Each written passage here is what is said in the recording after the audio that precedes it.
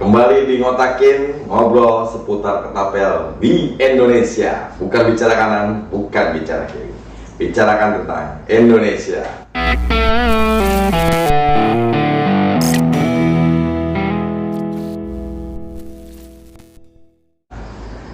Kali ini Ngotakin kehadiran tamu datangnya dari Bandung juga nih. Nah, ini legendaris ya. Bersama Kang Indra Jari.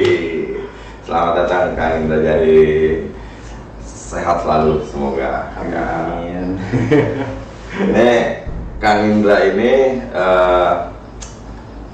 salah satu legendaris ketapel di Indonesia. Nah, ini legendarisnya ketapel nih bro nih.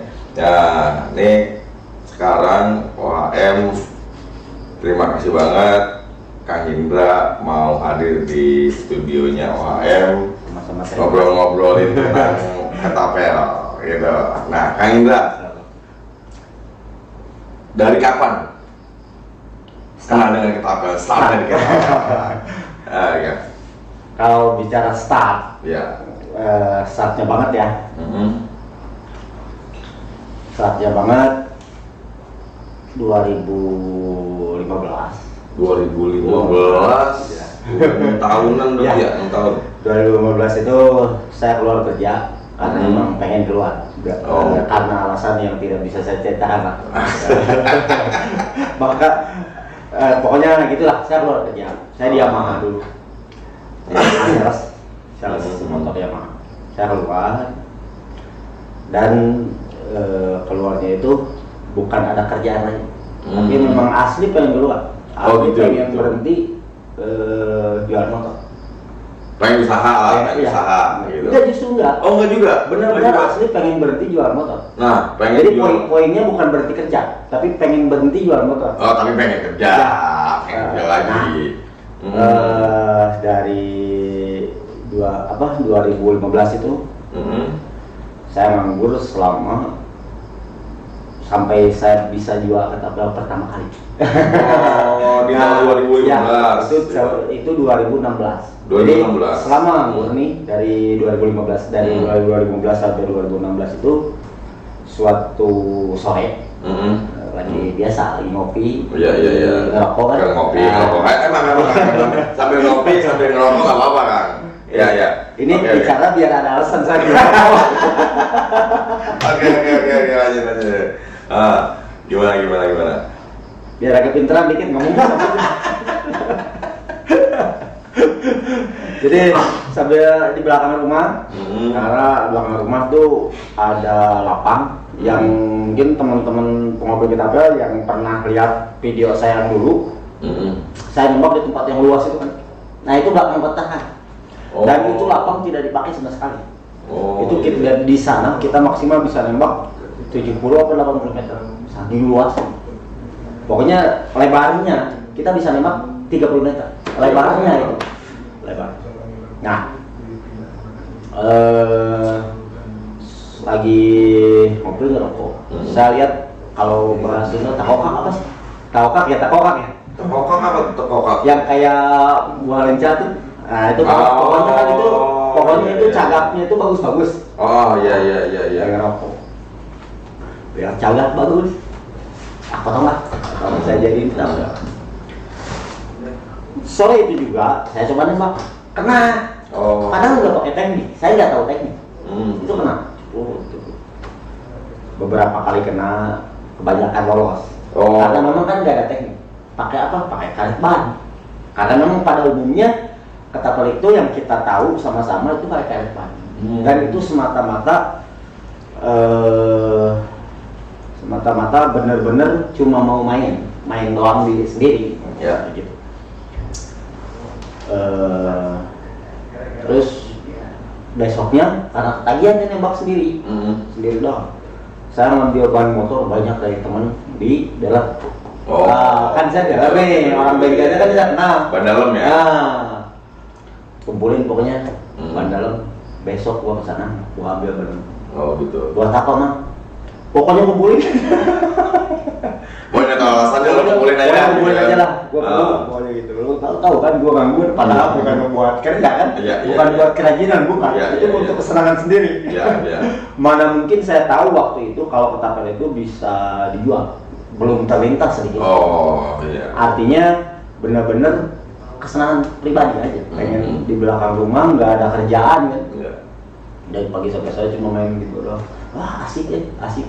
Itu asik nggak kepikir sedikit pun bahwa saya bisa mengajak orang lain untuk ikutan asik. Itu belum. Ya, belum. Pokoknya saya nembak aja. Andri pun belum. Oh. Adik saya pun belum ya. ikutan, belum. Nah,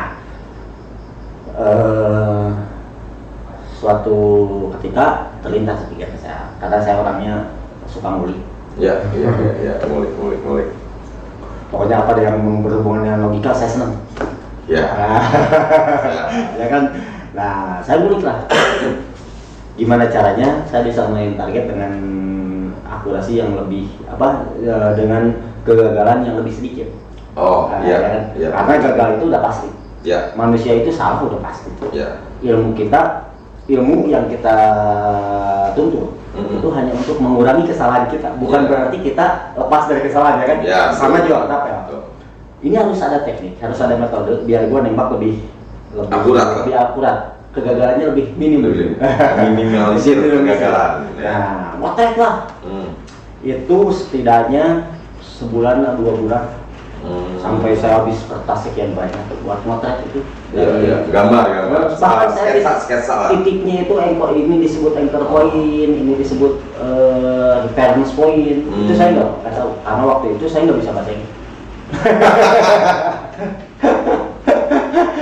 Pokoknya ini titik pemberangkatan peluru dari sini. Oh iya. Ini bakal muncul secara lurus ke sana dan kita bisa melihat dari sudut pandang ini. Dari perspektif sebelah sini, ya kan saya gambar-gambar mulai ketemu dan mulai praktis itu esok harinya lebih baik. Oh gini caranya, gitu kan? Karena sekarang ada media, lihatlah saya YouTube. Iya. Pertama kali waktu itu saya lihat video di GUI. Jauh The GUI, Daryl Wironi. Oh. Yang KPK numbernya cepat tuh Iya, pakai PFS. iya. Ternyata PFS itu dia yang mempopulerkan. Setahu saya dia yang mempopulerkan PFS. Sampai saya ngobrol gimana itu cara bidiknya. Nggak dibidik, bingung kan saya. Kok bisa akurat gitu tanpa dibidik? Yeah. Kan bingung kan saya. Iya. Akhirnya saya pindah ngobrol. Iya. Saya cuma mau memastikan bahwa hitungan saya itu sama dengan yang lain. Kan gitu kan? Iya betul. Saya harus menemukan seseorang untuk diskusi. Iya. Gitu kan? Nah, ketemulah dengan Pak Edward dari orang Inggris. Sampai sekarang juga masih ngobrol. Oh iya. Saya ketemu ngobrol dengan John Jeffries. Iya, John Jeffries yang bikin Mustang. Iya. Waktu itu belum bikin Mustang. Saya padukan, saya ajak ngobrol dia. Kamu melihat target dari mana? Dari ujung frame-nya katanya. Oh salah. Oh benar, sampai sini saya benar. Gitu. Iya. Sampai sini temuan saya benar, gitu kan? Nah, aku lagi, saya kemudian dapat masukan mulai istilah-istilah bahwa ini anchor point. Oh iya. Ini anchor point, anchor itu jangkar. Ini titik dari mana kapal akan meluncur. Gitu kan? Kan jadi tempat jangkar ditanamkan kan gitu.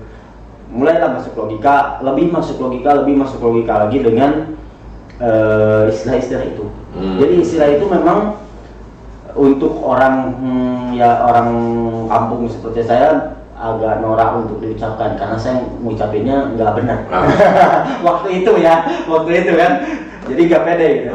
Pokoknya mah ini pelot dia bahasa Sunda gitu kan. Pokoknya peluru itu dari sini aja gitu kan. Nah gitu. Mulailah ketemu bahwa makin lebar frame, anchor point-nya makin rendah. Waktu itu saya nggak bisa nyebut anchor point. Itu bahasanya dulu apa? Enggak. Kalau Kang Indra apa tuh waktu itu? Titik pemberangkatan dulu. Pokoknya titiknya dari sini aja gitu kan. Pak, udah ketemu, clear ketemu. Sekarang saya harus menemukan perangkat yang lebih bagus daripada ban, gitu kan? Ngobrol. Orang lain semua di luar negeri sana pakai Teraben Gold. Waktu itu belum ada GZK, masih jauh. Ini cerita masih jauh. ada GZK, belum ada GZK. Pakai terabengkol, saya mau itu terabengkol. Terus ada seseorang namanya Stephen Clark, sekarang udah nggak ada, Facebooknya juga nggak ada, nggak tahu meninggal, nggak tahu apa, karena orang itu katanya angkat waktu saya ngobrol sama saya. Jadi sejak saat itu saya nggak ngobrol lagi.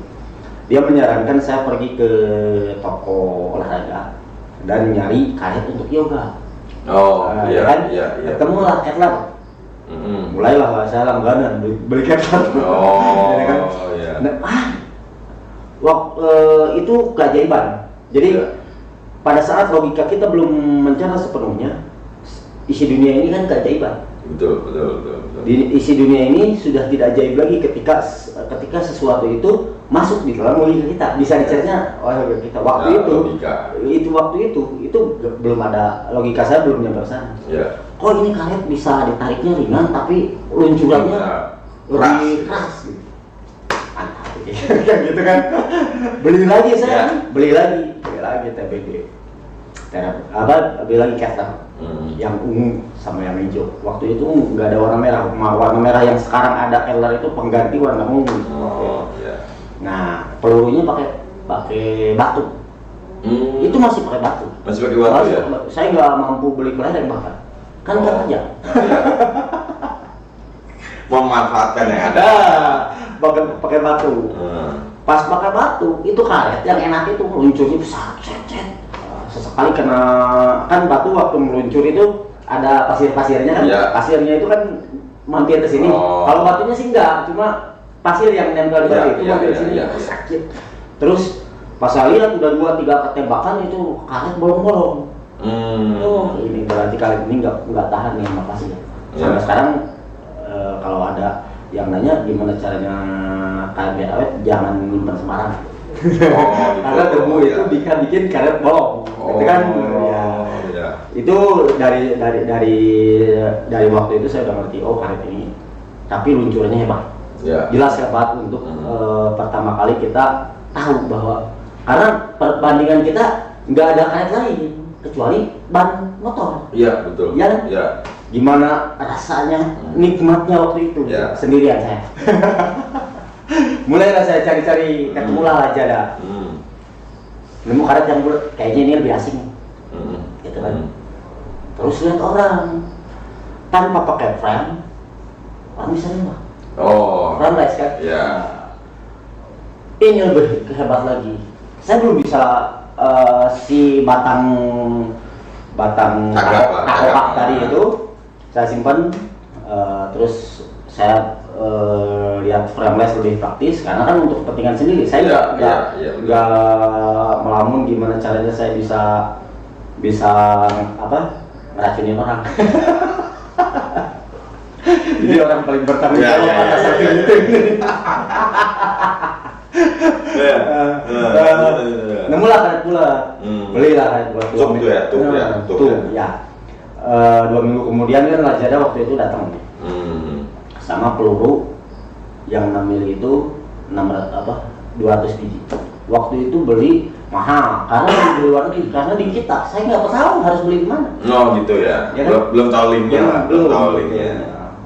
Itu itu 300 biji. 300 biji itu diawet-awet. Sampai nembak. Saya bilang ini ngambilin nggak enak. Harusnya berapa sih? Saya ngobrol lagi sama orang-orang yang di luar sana. Ternyata 9,5 yang paling enak. Gitu kan? Lebih besar lagi. Lebih besar lagi. 9,5. Benar emang. Udah saya nyari nemu di bengkel, nemu doang, ini cuma doang, paling juga nemu 3 atau 5 biji kan. Tapi ini kita bikin seasik mungkin dengan 5 peluru itu. Setelah dipakai nembak kita lari. Sendirian itu. Sendirian. Suatu ketika saya iseng bikin video. Saya mau bikin video seperti di Gui. Teknik kan bikin video kan, nembak gitu. Nembak sampai sekarang videonya masih ada. Kalau pas muncul di video pertama itu video itu muncul di memori Facebook saya, pasti saya share. Video pertama kali saya. Jangan lupa di tag saya, Bang. Iya. Nah, ini pakai frameless. Saya nembak kaleng 2 biji pakai frameless, pelurunya pakai kelereng. Kelereng. Ajaib kan waktu itu. kenapa orang ini bisa akurat seperti ini. Ya gitu ya. Saya upload di tempat yang paling tepat. Di grup namanya waktu itu namanya grup 88, grup senapan angin. Orang senang targeting kan. Saya mau, ini mau senyap, saya upload di grup luar, orang ini ninja. Waktu itu di luar pun masih sedikit orang yang bisa yang tahu nembak frame rate. Luar negeri pun itu masih orang ini senyap karena orang ini ninja. Orang ini ninja. Terus di senapan angin ini mode senyap, candanya kan gitu. Nah, video itu ditonton lebih dari 500 kali dalam setengah jam. Keren. Dan ada 100 komentar lebih dalam setengah jam itu. Nggak saya balas karena nggak bisa saya balas. Karena saya sibuk balasnya di mana? Di inbox. Banyak orang banget ngomong, "Kang, itu gimana caranya? Bos, itu gimana caranya?" Jadi kan itu gimana caranya? Ada tekniknya, saya bilang. Ada tekniknya, saya bilang. Pas malamnya saya kan tidurnya dikit. Dari kecil saya memang terbiasa tidur itu sedikit. Tidur dikit ya. Tidur dikit, mikirnya banyak. Orang susah mau biasa. Orang susah mau biasa. Nah, kepikiran lah. Ternyata banyak orang yang suka. Gitu kan. Besoknya lagi, saya bikin video lagi pakai frame, pakai cadar. Ada orang yang nanya, tiba-tiba ada orang yang nanya. Saya nggak tahu bahwa ini bakal ada orang yang mau nanya untuk dijual. Kang, saya boleh beli karetnya berapa? Ternyata itu saya kan orang jualan. Saya belum pernah kerja selain salesman. Intinya kan industrinya beda kan? Marketingnya ada. Udah ngerti kan? Di mana ada permintaan, di situ ada bisnis. Itu marketing yang tepat. Itu awal mula itu. Nah, ada Kang, tapi harus nunggu 2 minggu. Kalau mau kan waktu itu saya nggak punya uang. Uangnya udah habis dibeliin sama alat yang habis saya juga saya pakai. Itu waktu itu karet itu harganya 70.000. Karet apa tuh? Karet itu 70.000 satu golong, isinya 10 meter. 10 meter itu 70.000. Saya jual berapa? 70.000 10 meter. Itu saya jual 1 meternya 50.000. 1 meter 50.000. Wah, profitnya gila tuh. Profitnya 1 meter aja udah. Dan itu murni profit. Itu murni profit. Itu profit dari mana? Dari ketidaktahuan customer. Ya kan? Itu sebenarnya nggak ada masalah. Iya, nggak ada masalah. Karena apa? Karena ketika mereka beli karet itu, mereka nanya cara nembak. Saya kasih mereka edukasi yang tidak bisa mereka nilai dengan uang yang mereka bayarkan ke saya. Betul. Setuju. Gitu. Terus saya bikinlah kata yang agak seriusan kan. Agak seriusan itu masih jelek. Kemarin ini saya share memori Facebook frame pertama yang saya jual di Facebook saya. Era nih kali lagi, saya bilang malu saya lihatnya untuk saya sekarang. Bukan sekarang saya merasa lebih bagus enggak, tapi setidaknya lebih baik dari waktu yang dulu. Karena kan tahap. Tahap. Saya mau lihatnya ketapel kayak gitu. Saya jual 300.000. Pada waktu itu. Pertama kali. Padahal cuma cadar doang, saya cuma menjual, mereka bakal bisa nembak kalau beli produk saya. Kan gitu kan? Bisa itu. Mereka cara nembak enggak? Itu yang jual marketing seperti yang itu. Saya uangkan sebenarnya bukan frame-nya, bukan ketapelnya, tapi edukasinya. Sebenarnya. Betul. Tapi saya jamin orang itu bakal ngobrol sama saya sampai dia bisa nembak. Saya sampai hari ini pun kalau ada newbie terus beli ke saya nanya tentang nembak, sampai hari ini saya nggak pernah tidak menjawab pertanyaan mereka tentang nembak. Nggak pelit lah sama edukasi lah, nggak pelit sama ilmu lah, gitu loh. Terus beberapa orang beli, ada orang beli namanya Sangga Rasna. Ini salah satu pionir ketapel Indonesia yang mempopulerkan ketapel di Indonesia. Tanpa teman-teman saya waktu itu memulai, ketapel tidak akan seperti sekarang. Membuming. Seperti hari ini ya. Tahu bang. Ini gue tertarik sebenarnya dari awal nih Kang Indra cerita. Dulu pakai cagak ya. Terus pakai karet ban yang digunting ya kan. itu putsnya, kalau sekarang kan puts kecil. Nah dulu pakai apa tuh? Pakai kulit. Saya waktu itu main ke Cibaduyut. Kan banyak itu sisa tuh. Iya betul Cibaduyut kulit lah. Saya main ke Cibaduyut gak punya uang Pak.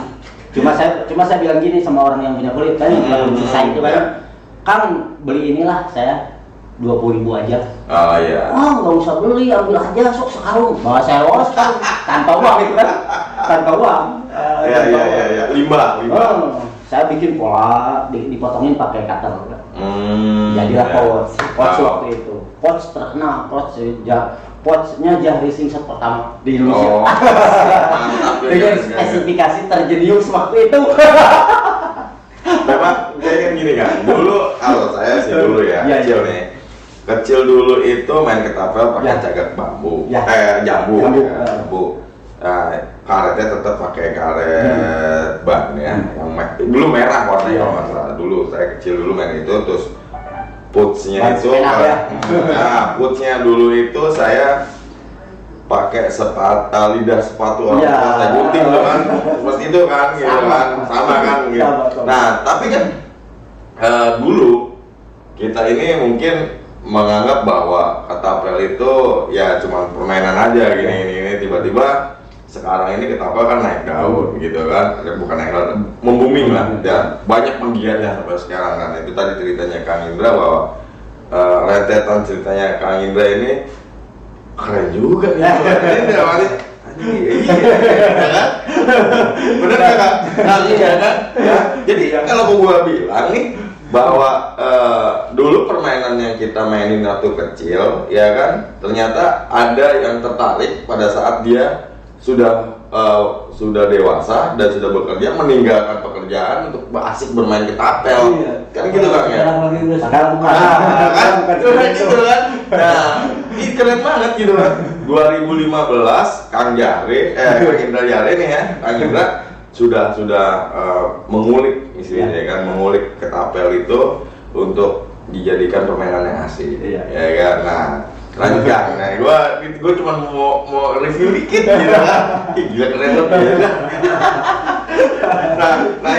Nah lanjutannya nih Kang. Nah, sampai membuming nih ketapel ini. Sebenarnya sih kalau membuming itu tidak lepas dari peran bisnisnya Pak. Iya. Tanpa bisnis hobi apapun tidak akan pernah booming. Ya. Faktor salah satu pentingnya itu adalah bisnis. Ya. Dimana orang yang aktif di satu hobi itu mempunyai kehidupan. Ya kan? Kehidupan. Pastilah. Ya. Gitu. Nah yang saya jual tuh cuma cagak biasa. Kadang-kadang dari multiplex gitu saya bikin. Nah, waktu itu saya jual ketapel cuma sekedar multiplex dipotong doang dan diamplas, gak diapa-apain. Itu 300.000. Is keren. Ya. Multiplex doang. Orang mau beli ke saya, silakan. Nggak mau beli berarti lu nggak bakal bisa nembak. Setidaknya nggak bisa nembak dari saya. Ya. Karena lu beli ketapel gua ajarin lo acaranya. Ya.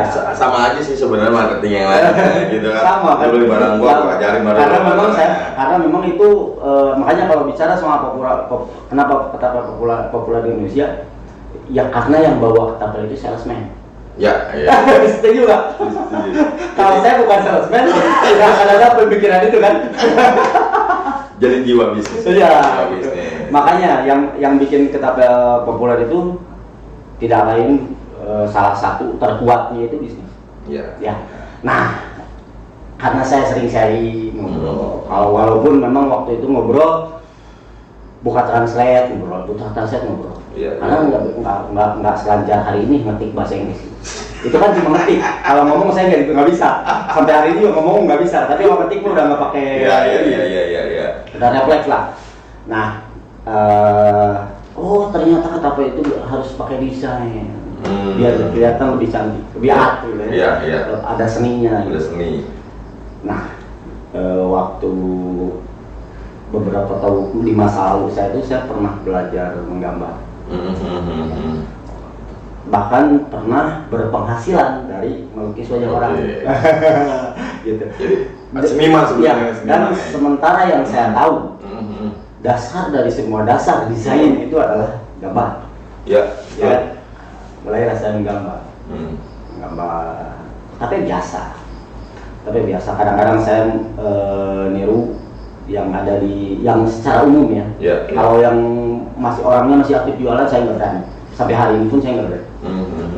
Nah, niru bikin yang dari Pinterest itu kan banyak kan, sederhana gitu. Saya mau bikin sendiri. Target saya 2 bulan ke depan saya harus punya desain saya sendiri. Gitu kan. Saya mulai gambar. Jadi seperti itu. Yang mau saya coba. Ini ada. Saya nggak bawa, saya nggak punya bahkan, tapi ini ada. Nah, ini ada di rumah masih ada. Frame ini waktu pertama kali dibuat. Oh iya. Karena frame ini sejatinya TTF. Oh gitu ya. Waktu itu bentuknya masih kacau. Karena penguasaan saya nggak punya basic craftsmanship apapun. Kalau menggambar saya bisa, tapi kalau membentuk, ngerti soal pin ini, itu saya nggak, sama sekali nggak tahu. Ini saya belajar dari orang-orang pisau. Oh ya. Dari Dari mana saya bisa dapat ilmu seperti itu, saya main ke sana, gitu kan. Biar saya bisa bikin sesuatu yang lebih baik lagi, gitu. Iya, betul. Ini perbaharui setelah pada 2018, 2 tahun kemudian. Barulah ketapel ini saya anggap udah layak untuk dijual dengan nilai yang lebih pantas gitu. Iya, betul. Saya mulai cor di aluminium. Jadilah G2, ini G2, ini yang aluminium. Saya kasih nama G2 karena pangsa pasar waktu itu nggak ada Indonesia. Kita ketapel gini, nggak ada yang lain. Kita itu, nggak ada hobinya, nggak ada pasarnya. Pangsa pasarnya pun waktu itu belum ada. Jadi saya kasih nama ini G2 itu biar bule nyebutnya gitu. Memang kan harus gitu. Oh, gitu. Makanya itu namanya gitu. G2 itu adalah gitu. Jadi gitu itu kalau di Indonesia itu tepat sasaran. Jadi ini yang paling menguras banyak pikiran di antara semua desain yang sampai hari ini saya bikin. Ya karena ini kan awal.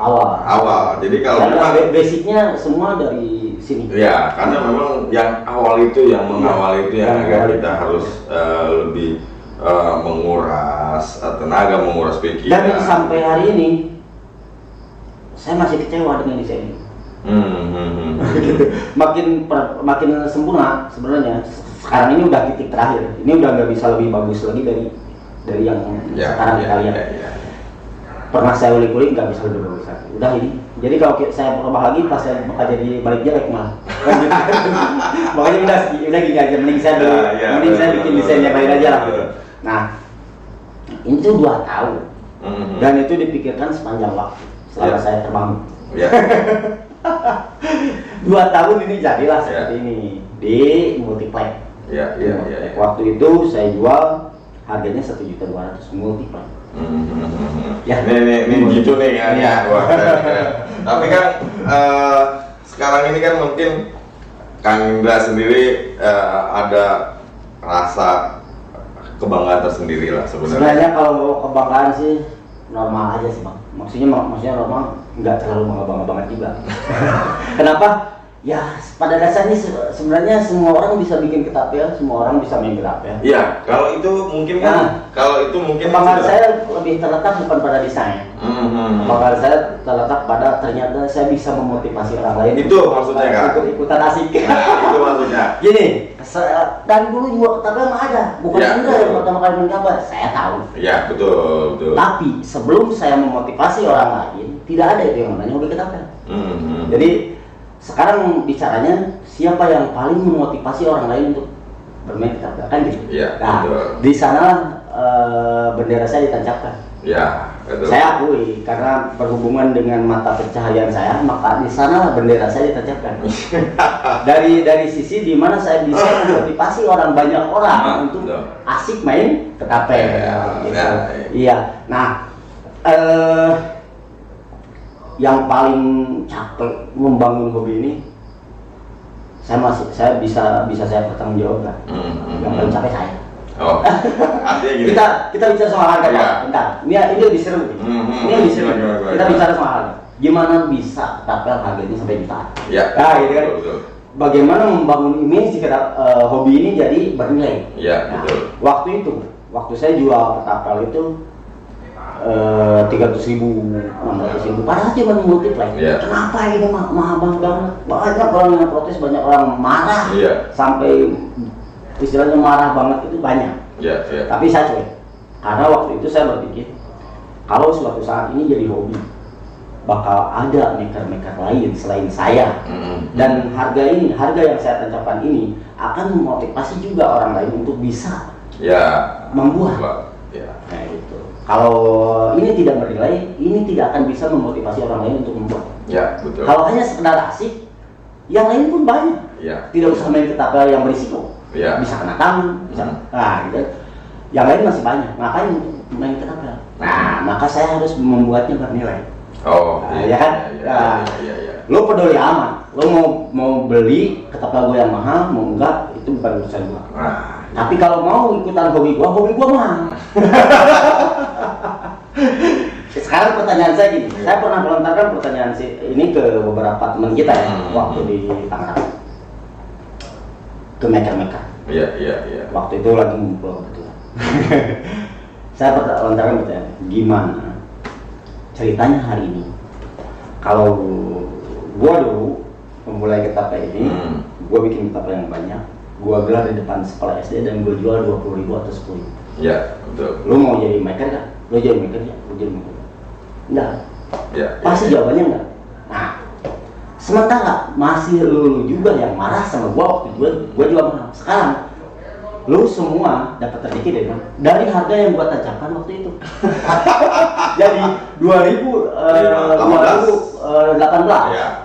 Enggak, 2017. Oh, 2017. Kan lagi rame lagi saya jual ketapel multiplex itu 2017. Oh, 2017 ya. Waktu saya kenal pertama kali sama orang-orang pertama di perketapan Indonesia. Waktu itu harga itu gila 2017. Gimana ceritanya kalau gua dulu memulai jualan ketapel di depan sekolah SD dan gua jual 10.000. Lu mau jadi maker? Waktu 2017 saya udah berpikir sampai ke 2001 ini, 2021 ini. Dan alhamdulillah banyak temen yang bukan hanya nilai asiknya aja yang dapat, tapi ya dari segi bisnisnya mereka bisa dapat cuan. Bahasanya tadi saya cuan. Ya, setidaknya mereka bisa menarik beberapa rupiah lah. Ya, artinya itu satu keberkahan. Ya. Satu keberkahan. Dan alhamdulillah sampai hari ini juga itu yang paling saya syukuri. Ya, saya bisa menggerakkan orang lain untuk bisa dapat rezeki.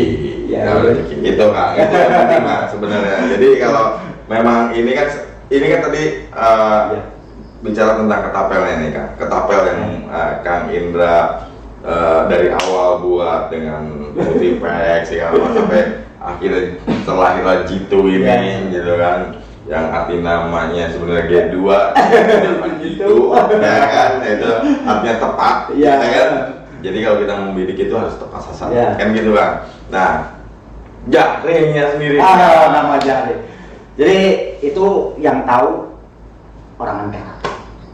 Saya lahir di Muara. Kan Ankara itu angkatan ketapel Muara. Oh, singkatan ya. Belum disebutin. Jadi Ankara itu singkatan angkatan ketapel Muara. Ketapel Muara. Jadi di suatu kampung depan Stadion Jalak Harupat namanya Kampung Muara. Saya lahir di sana, saya besar di sana. Saya tumbuh bareng-bareng sama ketua Ankara, sama teman-teman semua. Oh, di sana ya. Nah, di kampung saya itu ada satu nama yang cukup populer. Ya. Itu Jahri. Oh, itu kampung Jahri? Enggak, ada sebutan di antara masyarakat di sana waktu itu sekitar tahun 89 sampai akhir 90-an. Itu sampai ada beberapa orang, bukan satu orang, tapi beberapa orang yang nama panggilannya itu nickname-nya itu berubah jadi Jahri. Si Jahri itu, makanya si Jahri. Jadi ada beberapa orang yang artinya sendiri tahu si Jahri. Sampai sekarang belum tahu? Nggak tahu. Jadi pokoknya nama itu populer tiba-tiba. Katakanlah seperti itu. Ya nggak dirinya. Nah, saya kan waktu itu udah keluar dari Muara. Jadi saya keluar dari Muara 2013 sejak saya nikah. Saya keluar dari Muara, saya pengen main lagi sama orang Muara tuh susah karena memang kita dibatasi oleh kegiatan, ya kesibukan seperti biasa. Ya. Orang yang sudah mulai tumbuh dewasa. Sudah berkeluarga lah, punya tanggung jawab ya. Nah, saya keluar dari Muara, saya pengen main lagi sama orang Muara. Dan saya tidak mau, saya orang yang tidak bisa melupakan dari mana saya mulai. Gitu kan. Saya mau ngangkat sesuatu yang berasal dari Muara. Gitu kan. Nama yang bisa saya tulis dengan gaya tulisan bahasa Inggris itu Jahri. Oh gitu. Itu kan dibacanya Jahri, bukan Jahri. Itu Jahri sebenarnya, maksudnya Jahri. Jadi nama Jahri itu berasal dari kampung yang sekarang ada ke Ankara. Oh gitu. Enggak, sebenarnya kamu tahu Jahri, tahu nggak? Belakang tahu juga? Nggak ada. Apa tuh? Jahri itu apa sebenarnya? Enggak, dari tadi Nggak tahu, nggak ada. Jahri itu nggak ada tuh. Itu nama itu tumbuh dengan sendirinya di kampung. Udah terkenal nama Jahri, tapi nggak tahu tuh bentuknya apa. Gila ya. Bentuknya nggak tahu tuh. Nggak tahu. Entah itu manusia, entah itu hewan, atau tumbuhan. Entah itu Mang Jahri, itu kan kita nggak tahu. Saya juga nggak tahu. Tapi yang jelas, kenapa saya pakai? Motivasinya saya nggak boleh lepas dari mana saya berasal. Gitu. Jadi dari sejak saya kecil nama sebutan Jahri itu terngiang-ngiang di telinga kita semua. Oh. Jadi kalau mau tak percuma nanya juga sama orang Muara, jawabannya pasti sama misalnya. Gak tahu, mereka juga nggak tahu. Yang jelas Jahri itu sempat dipakai sebutan ke beberapa orang. Jadi si Jahri ini, si Jahri ini, si Jahri. Itu beda-beda generasi. Tapi nama itu selalu ada. Gimana caranya nama itu abadi? Nah, ini gini, ini ada istilahnya ya. Kalau Jahri misalnya kayak semacam apa ya, pendekar kan ada gitu kan. Terus ini benar-benar tanpa arti. Bisa dikatakan seperti itu. Karena kalau kita dipaksa untuk nyebutin sesuatu yang kami tidak tahu artinya, jadi kami kan bahasanya, karena Jahri itu nama bukan milik saya, tapi milik orang Muara. Gue kegelitik banget nih sebenarnya. Suatu saat gue pasti amatin orang, gue pengen cari nama Jahri itu apa dari mana gitu kan. Sebenarnya apa sih gitu loh kan? Ya mungkin ada ya istilahnya kayak bahasa kalau orang Betawi tong, kayak entong gitu kan. Terus dak gitu kan. Buyung kalau orang Betawi. Apakah iya itu Jahri itu panggilan kayak anak-anak kecil zaman dulu? Kan seperti ini kan, Jahri itu ibarat ini lah. Mangkul ini namanya Agus. Kita kan nyebutnya Pula. Namanya Agus. Nama panggilan.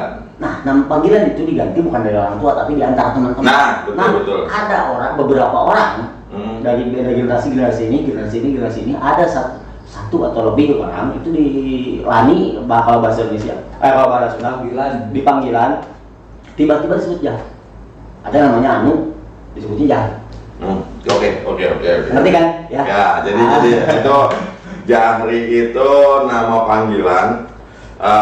Mungkin dulunya tapi gua akan kegelitik juga, pengen tahu juga gitu loh nama panggilan. Ada juga sih sebenarnya gini, ada beberapa anak tongkrongan lah ya, tongkrongan gitu kan, nyebutnya seperti kayak apalah, ya. Terus semaunya aja kan? Semaunya, tiba-tiba kan beda generasi, terus ada lagi gitu kan. Temen gue juga ada sebenarnya dulu nih, kayak gitu kan, dia demen makan es podeng tuh. Iya. Nah, es podeng kan, tahu tuh es podeng. Nah, itu dipanggilnya odeng. Kan? Dipanggil odeng. Nah, begitu ini sudah melanjut tua, ini ada lagi nih gitu loh. Mukanya mirip. Ya kan gitu lah, gitu. Lalu kayak odeng. Nah, akhirnya odeng lagi gitu. Sampai gini, Bang. Kalau di kampung kan gini. Ada nama Iwan. Misalkan contoh nih, kan kalau Iwan orang Sunda bakal nyebutnya asal jeplaknya Ciwan, Ciciwan, padahal namanya Iwan. Sampai berubah lagi sebutan itu jadi Kicium, Cikicium, padahal namanya Iwan. sampai Setiap generasi baru ada nama Iwan, udah sebut si kecil. Seperti itu. Oh, Itulah saya pelajari. siap. Itulah saya motivasinya kenapa harus nyebut jari. Motivasinya yang tadi. Saya mau bawa kampung saya kemanapun. Kemanapun iya. saya tinggal waktu itu kan belum terpikir bahwa Ankara ini, bahwa di Muara ini bakal ada hobi ketapel juga. Kan waktu itu belum berpikir. Ya, tidak. Dan itu brand sebenarnya bukan sebelum saya jual udah dibuat. Itu brand itu karena dulu orang yang nembak-nembak doang itu punya brand. Kayak Dwi. Dwi kan nggak jualan. Orang luar lah ya. Dwi kan nggak jualan, tapi dia punya brand itu. Iya. Nggak ada Dwi Lori. Iya, karena si pembuatnya. Nah jadi itu dibikin sebelum saya jual katanya. Tapi brandnya udah ada. Dan logonya pun udah ada, logonya saya bikin sendiri. Itu berbarengan tuh sama kata gitu.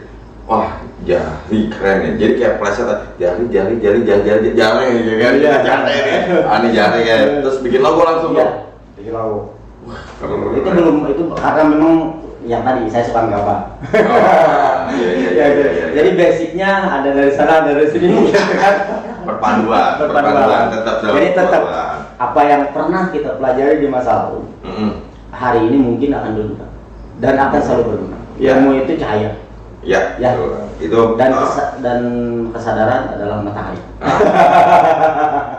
Berbagi ilmu itu baik kan. Ya. Jadi kita yang tidak bisa berbuat apa-apa, hanya punya ilmu, kita berbagi sama teman-teman yang lain supaya bermanfaat. Ya, Betul. dan baliknya manfaatnya nggak bakalan ke orang lain pasti. Ya, pastilah. Asalnya dari kita kan, ya kan gitu. Tetap itu akan. Ya itu sebenarnya keren juga sih ini dari desa Muara itu desa ya. Kampung. Ya kampung desa, Desanya kampung desa. Muara ya, kampung Muara gitu Dusun kan. lah, dusun kalau bahasanya. Kampung Muara ya kan. Akhirnya Kang Indra ini dari Kampung Muara akhirnya balik lagi ke Muara. Sebenarnya ini keren loh sebenarnya. Jadi sebenarnya kemanapun lu lari itu akhirnya Muara juga gitu. Jadi dan kemarin waktu Ankara kita bentuk lahirannya Ankara, saya nulis agak panjang di Facebook. Puncak kebahagiaan saya selama saya membawa ketapel. Kan saya udah main di Jakarta, kita udah rame-rame di Jakarta. Ya. Dari 4 tahun lalu lah setidaknya kita udah rame-rame di Jakarta. Ya, kan? Sama saya sama Mang Ari, saya sama Pitung, sama sekarang yang berkatin. Kita udah rame-rame. Orang Muara belum. Ya kan? Ya. Orang Muara belum. Ya. Gitu kan? Puncak kebahagiaan saya ketika orang Muara datang ke rumah dan kita bikin grup. Ya. Saya bisa kembali lagi main sama teman kecil saya. Jadi serasa hidup 2 kali. Ngerti gak? Gimana Ya. Saya jadi anak-anak 2 kali saya. Ya. Jadi yang dulunya merasa bahagia sendiri dengan hobi baru, sebenarnya hobi baru tapi udah lama sebenarnya kan. Tapi kan timbulnya baru nih kan. Sekarang bentuknya udah hobi. Nilainya beda. Dengan hobi baru dan akhirnya terlahir kembali sekarang dengan teman-teman kecil bermain lagi dengan hobi yang lama. Gitu. Dan saya kira tidak setiap orang diberi kesempatan itu. Ya betul. Ya di mana kita berbuat sebenarnya apapun yang kita perbuat sebenarnya kembali lagi kepada kita diri sendiri. Gitu. Nah terus di ketapel saya paling banyak belajar tentang gimana caranya bergaul. Ya, Ini seru.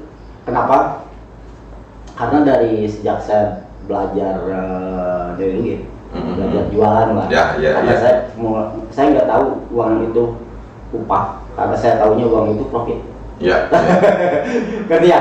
Jadi saya tuh penjual gitu. Ya. Dari mulai saya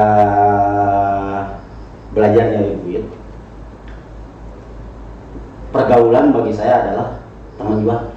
Ya, betul. Saya nggak pernah punya hobi sebelum mau ketapel ini. Ya.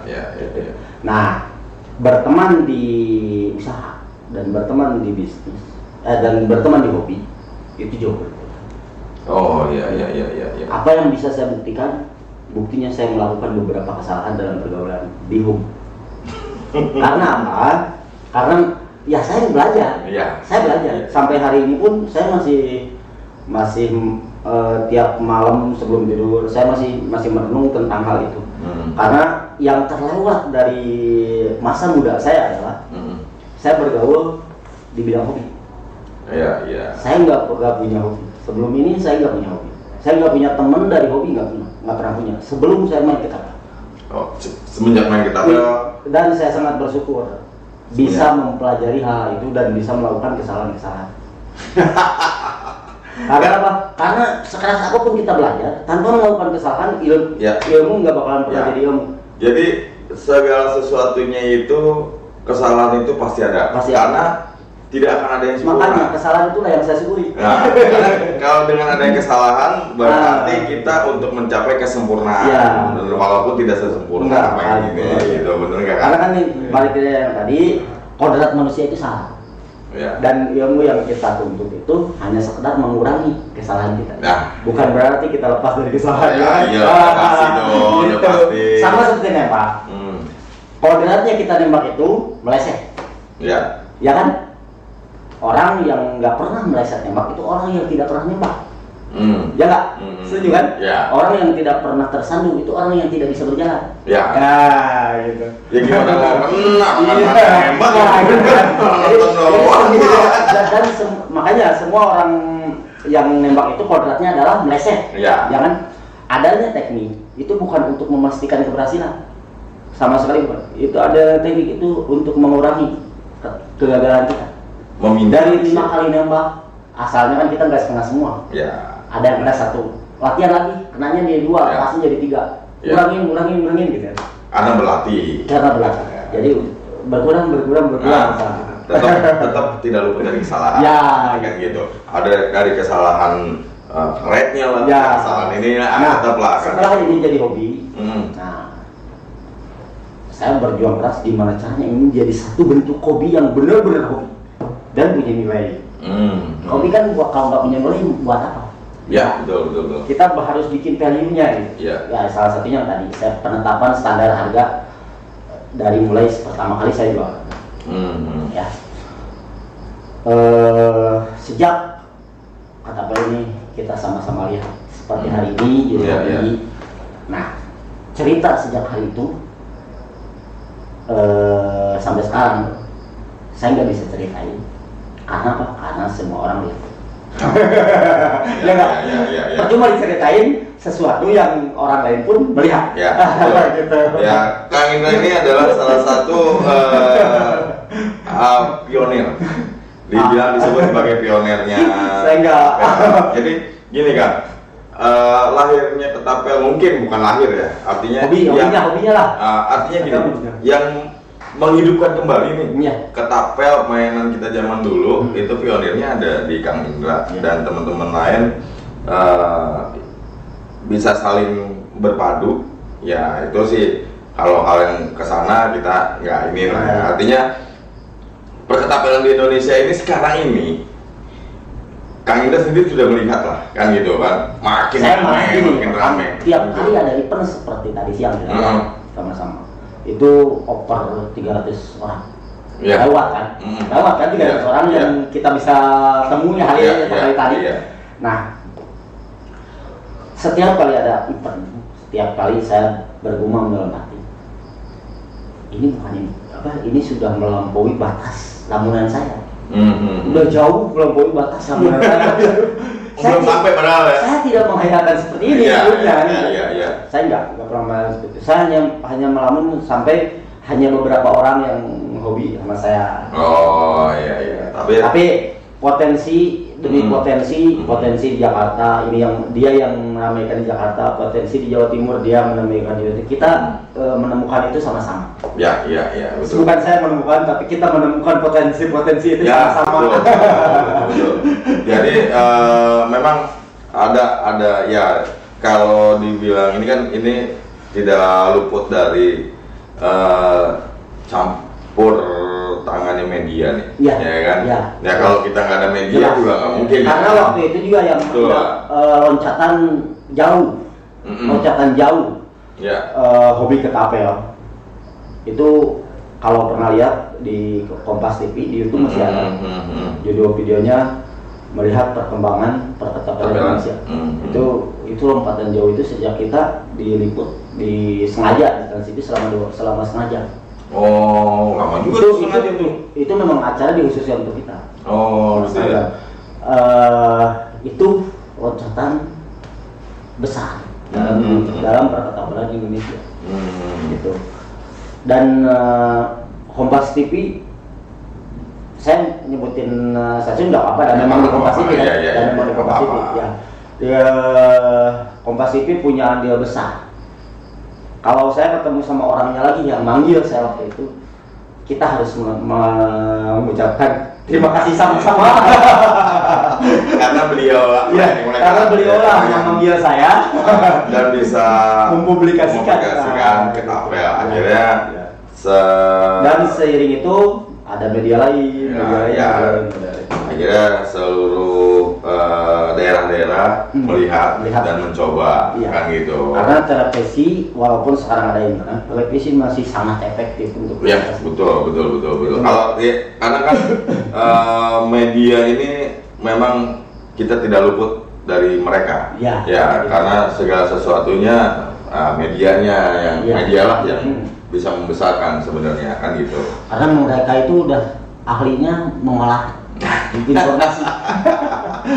informasi yang bagus jadi lebih bagus. Iya, betul. Nah, dari kacamata Kang Indra nih, Ketapel di Indonesia untuk saat ini seperti apa? Sebenarnya secara mentah yang tadi. Seperti apa? Kalau menurut pribadi dulu ya. Kalau menurut pribadi, secara mentah saya kaget. Ini melampaui batas lamunan saya. Betul. Jadi ramenya itu sampai segini, sementara ini udah jauh segini gitu. Jadi mimpi lamunannya segini, gitu kan? Itu secara pribadi itu secara pribadi. Senang dan bahagianya tiap hari. Tiap kali ada event saya menemui kebahagiaan saya sendiri. Itu kalau saya lihat pribadi kan. Ya. Gimana ceritanya nih? Anak kampung pinggir kali, bukan KPK, pinggir kali sono yang di Muara. Saya kan rumah saya kan dulu kan ini rumah, ini kali. Kali Ciwidey. Ciwidey. Yang ngalir dari Ciwidey sampai Muara Ciwidey. Iya, betul. Di sana. Di kecamatan Katapang gitu. Nah, kalau bukan campur tangan Tuhan, gimana mungkin anak dari kampung yang sekolahnya hanya cuma SD bisa memotivasi sekian banyak orang untuk senang-senang, untuk bersilaturahmi. Orang yang tadinya nggak kenal jadi kenal, orang yang tadinya bukan siapa-siapa jadi teman, jadi sahabat, gitu kan? Dan saling mendoakan tiap hari. Kita bisa lihat di Facebook, antara teman-teman kita nih, saling komen itu, saling mendoakan. Itu keindahan yang luar biasa, yang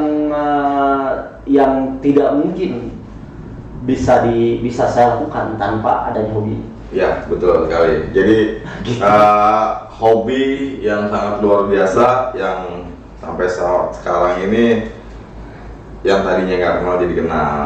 Walaupun cuma di media sosial, tapi akhirnya begitu ada event ketemu, lu si A, akhirnya jadi saudara. Kan kalau di hobi bedanya gini, kalau kita ketemu nih, kita misalkan satu perusahaan cabang anu, kita ketemu di satu acara ulang tahun perusahaan misalnya. Kalau kita nggak kenal, kita nggak bakal saling sapa. Betul. Nggak bakal so akrab. Betul. Dengan alasan apapun itu pasti tidak akan terjadi. Tapi coba di hobi. Saya ketemu Bang Sigit, kita udah langsung bisa ngobrol akrab. Padahal kita nggak kenal kan? Itulah hobi. Itu hobi. Itu ajaibnya hobi. Itu ajaibnya hobi. Itu tanggapan saya tentang perketapan Indonesia secara pribadi dulu Secara umum. Ketapel memberi varian baru dalam dunia hobi. Maksudnya apa nih? Gua masih varian baru. Karena hobi itu kan varian kan. Kita mau hobi apa? Kita mau hobi jam tangan, kita mau hobi jeans, kita mau hobi batu akik, kita banyak hobi. Tapi munculnya hobi ketapel lumayan memberi varian baru, relatif ya varian yang relatif lebih murah. Kan ketapel itu bisa tidak bisa gratis, bisa murah, bisa agak mahal, bisa mahal dan bisa tidak masuk akal. Itulah harga ketapel. Hobi kan? Iya, itulah hobi. Itu karena hobi. Itu karena hobi. Padahal ketapel semua orang juga bisa bikin ketapel. Pada dasarnya semua orang bisa bikin ketapel. Yang saya jual itu bukan ketapelnya. Yang saya jual pemikiran saya. Iya. Wajar lah. Saya sudah mendedikasikan sebagian banyak waktu saya dari sekian tahun untuk membuat satu bentuk dan saya jual. Untuk sebenarnya apresiasi. Apresiasi. Jadi apapun sebenarnya bentuk atau benda yang kita sudah pikirkan sepanjang waktu, kan tiba-tiba kita jual mahal, itu hal yang wajar kan? Wajar. Dalam bidang apapun. Nah, karena itu nggak semudah kok bikinnya jual gitu kan? Gitu kan. Tetap ada yang harus kita tempuh. Iya, ada fase-fase yang kita harus tempuh untuk mendapatkan value, untuk mendapatkan nilai. Betul. Itu sangat tertarik banget. Artinya bahwa hobi itu memang tidak ada batasan. Tidak ada batasan. Yang ke satu itunya, kita punya hobi dunia hobi Indonesia punya varian baru. Setidaknya dalam 4 tahun terakhir. Punya varian baru. Orang dari hobi saya kenal dari orang yang hobi pisau dari Indonesian Blade di ketapel. Saya kenal sama orang-orang yang hobi batu api dari ketapel. Saya kenal sama pecintaan itu dari ketapel. Nah, itu yang pertama. Yang kedua, ketapel itu yang saya lihat dan yang saya alami, terutama ya di kampung saya sendiri. Terus terang aja, boleh dibuktikan silakan. Di kampung saya itu pemuda ngumpul tapi nggak semua, gitu. Karena ada batasan. Kalau misalkan bola voli, nggak semua orang bisa main bola voli. Musik, nggak semua orang suka musik. Walaupun kebanyakan orang suka musik, tapi tidak semua orang bisa bermain musik dengan baik. Betul. Nah, ketapel menghilangkan semua batasan itu. Ketapel bisa dimainkan oleh anak-anak, dewasa, pria, wanita, orang tua. Betul. Semua bisa main ketapel, terlepas dari dia bisa main bagus atau enggak. Kita nggak pernah mencela siapapun yang nembaknya nggak bagus. Itu nggak penting. Yang penting lu sama gua ketawa. Gitu kan? Bener nggak? Ngopi bareng. Nah, itu yang penting. Kita tidak pernah, apakah pernah di satu kumpulan manapun ada orang yang nembaknya jelek terus kita cuma nggak ada kan? Paling juga kita kasih, kalau dia nanya kalau kita dia nggak nanya kan kita nggak ngasih advice apa-apa.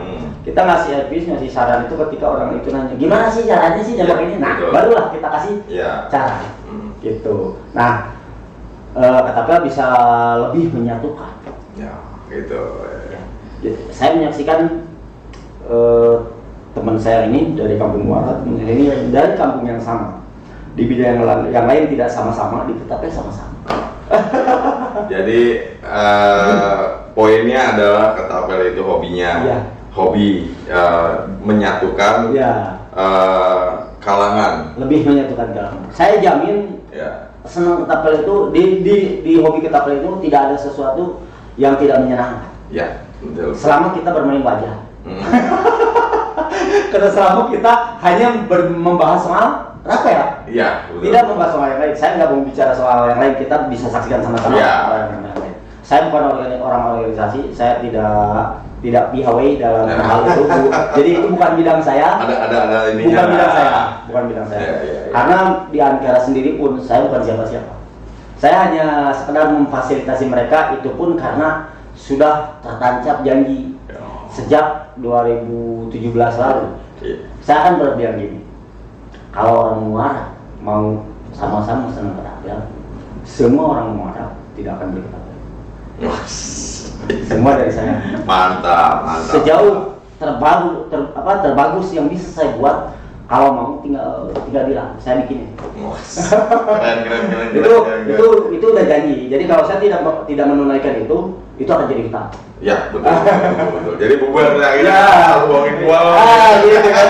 Ya makanya itu alasan kenapa orang Muara bahkan sejak mereka newbie, mereka sudah pegang petapa yang biasanya saya jual ke luar negeri ya. Itu di atas nilainya 2 juta. Orang Muara sejak newbie mereka udah megang petapa itu. Dan itu gratis. Mantap. Itu hanya karena mereka satu kelahiran tempat dengan saya. Itulah. Nah, aduh. Tadi juga ngobrol-ngobrol juga sih sebenarnya sama Angkara. Gue masuk Angkara tapi 2 minggu nggak aktif ya tarik lagi sama. Kalau ke klub yang lain kan kadang-kadang kalau di acara ini saya kalau ada kelebihan rezeki untuk istilahnya ini, saya udah jual, saya udah dapat profit dan frame ini bisa saya hibahkan tanpa harus menuntut nilai. Jadi kayak tadi tuh di acara, ini ada ketapel 2, lu pakai hadiah, terserah mau pakai hadiah di nominasi mana, di kategori mana, terserah. Support lah ya. Terus kalau misalkan ada acara hiburan atau gimana, sebisa mungkin selama saya ada, saya pasti bawa dan saya pasti bagikan. Ya. Tapi saya belum membagikan. Siap. itu bukan kesalahan saya, bukan kesalahan Bang juga, itu kesalahan Nasim. Ya, masih tenang santai. Perjalanan ini kita masih jauh. Kita masih akan podcast beberapa video lagi ya. Nanti kita podcast di alam sana lah. Nanti kan ada acara tuh di Angkara ya. Kita pengen ke sana, pengen ngeliat dan pengen tahu juga, pengen cari juga yang namanya Jahri. Pengen cari juga yang namanya Jahri. Kita terbentuk dengan nama Jahri. Ya, itu. Nah, pertama kali saya main ketapel di luar kampung, di luar rumah. Maksudnya di luar rumah, di luar ya. Pertama kali itu di tempatnya Mang Ari yang di Jatiung. Andre. Itu salah satu orang yang paling berjasa bagi saya pribadi. Selama saya membawa beliau paling banyak support di antara semua. Gimana enggak? Saya yang Badung ini, saya yang nakal ini, kita sering berantem, sering apa, tapi nggak pernah terjadi apa. Kalau gini, kalau kita temen nih, kalau kita hanya disatukan oleh kesenangan itu nggak asik, ya nggak. Kita harus diperkuat oleh berbagai macam persoalan yang terjadi di antara kita, kan? Nah, itu baru teman sejati. Kalau cuman karena persoalan sedikit terus kita jadi itu bukan teman. Jadi kan segala sesuatunya itu pasti bukan harus ya, artinya harus ada ujian. Bukan kesalahpahaman, artinya pemahaman yang berbeda, tetapi bagaimana caranya bahwa kita ini bisa menjadi satu paham, saling memahami. Itulah yang sering saya omongin ke teman-teman di setiap kesempatan. Bahwa persahabatan adalah kecocokan jiwa. Karena apa? Kecocokan itu dibuat lebih klop itu dengan berbagai macam persoalan, bukan kemudahan. Dunia ini bisa secanggih ini itu hasil perang. Benar nggak? Dan sekali lagi di dunia ketapel, kalau misalkan ada konflik atau orang, ini hanya statement lah, anggap dari saya. Hanya ada konflik, ada aman. Itu sebenarnya hanya warna. Ya, betul. Jadi komunitas manapun atau dunia manapun, baik itu komunitas, baik itu bisnis, baik itu apapun, sebutlah komunitas manapun tidak akan berkembang tanpa konflik. Silahkan disaksikan. Satu komunitas yang cuma damai-damai aja itu monoton. Kita harus akui itu. Statement ini mungkin terdengar negatif, tapi ini kenyataan. Saya menyaksikan beberapa orang yang tadinya ramai, tadinya muncul di dunia ketapel, tiba-tiba sampai hari ini sejak beberapa tahun lalu mereka nggak kelihatan lagi. Dan mereka yang hanya berprinsip pendek, maksudnya gini, kan gua hobi mau asik doang. Ya, asik lu nggak bakalan lama kalau lu nggak menemuin masalah. Benar nggak? Asik kita bisa lebih lama, bila ada masalah. Tapi masalahnya jangan diciptakan juga. Ya. Tapi kalau datang jangan dihindari juga. Ya, betul. Itulah yang harus, justru itulah yang harus kita syukuri. Nah, itu yang harus kita hadapi juga. Ya, yang harus kita hadapi. Jangan membuat masalah, ada masalah kita selesaikan. Nah, itu. Jangan membuat masalah. Tapi kalau masalah itu ada, syukurilah masalah itu dengan cara menyelesaikannya. Nah, gitu. Jadi Cocok. bentuk rasa syukur ketika kita menerima masalah adalah menyelesaikannya. Ya, betul. Benar nggak? Betul. Bentuk rasa syukur ketika Betul kita banget. punya rokok dengan menghisapnya. Kalau cuma digantungin itu tidak bersyukur. Ya nggak? Kalau sekarang ini, nah mungkin ketapel di Indonesia lah khususnya. Ya. Ini hampir semua para penggiat ketapel ini, ya kita masing-masing lah sebenarnya. Ya. Para penggiat ketapel ini ada misi-misi lah, ada visinya, ada misinya gitu, itu kan beda gitu lah. Nah, sebenarnya memang banyak para penggiat ketapel ini menginginkan bahwa ketapel ini jadi salah satu cabang olahraga, entah itu nanti masuk ke cabang olahraga yang di pemerintahan atau di ini. Nanti kita bahas soal ini off the record. Bahas. Nanti di luar ini. Nah. Tapi saya cuma mau bilang, saya satu-satunya orang Ya. sama adik saya Andri yang tidak pernah mengatakan semoga ketapel ini jadi cabang olahraga. Karena apa? Bagi saya ini hobi. Ya. Bagi saya ini hobi. Tapi kalau misalkan ada yang menghantarkan ketapel ini jadi cabang olahraga, itu adalah keberhasilannya. Ya, betul. Itu adalah keberhasilan beliau. Ya. Dan kita harus bersyukur. Karena apa? Karena hobi kita diperkuat dengan dukungan pemerintah ketika hobi kita jadi olahraga. Ya, betul. Cuma hanya sekedar itu bukan bidang saya. Saya enggak Masing-masing. Ya, masing-masing. Itu bukan bidang saya gitu. Ya. Bidang saya itu saya sudah terlanjur mencintai hobi. Daripada sport gitu. saya suka sportnya. Kalaupun nanti ada sampai masuk TV orang yang lagi tanding ketapel, saya udah pasti menikmati. Bahkan mungkin saya orang yang paling menikmati. Iya. Tapi bagi saya ini lebih ke hobi.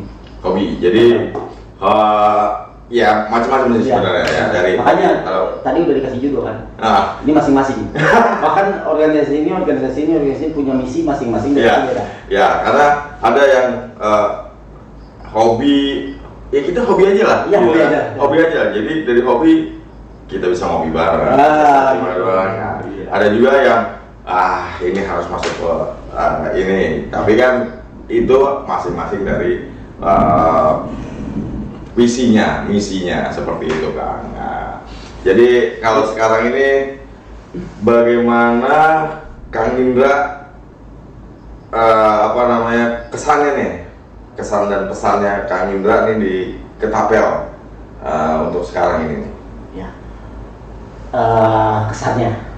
Kalau kesannya saya tidak banyak. Cuma satu kalimat aja, terima kasih. Tadi kan udah dijelasin semua. Itu pesan. Terima kasih lah saya. Pesannya Kang untuk ketapel Kang. Sekarang kesannya ya terima kasih untuk teman-teman semua yang sudah menjadi potensi masing-masing di bidangnya untuk membesarkan hobi dan sering short sport di Indonesia. Ya. Untuk jadi cabang olahraga, saya ucapkan terima kasih karena itu jadi pilar kita. Ya. Untuk jadi hobi juga terima kasih karena itu untuk ngopi bareng kita. Ya. Pesannya Kang. Pesannya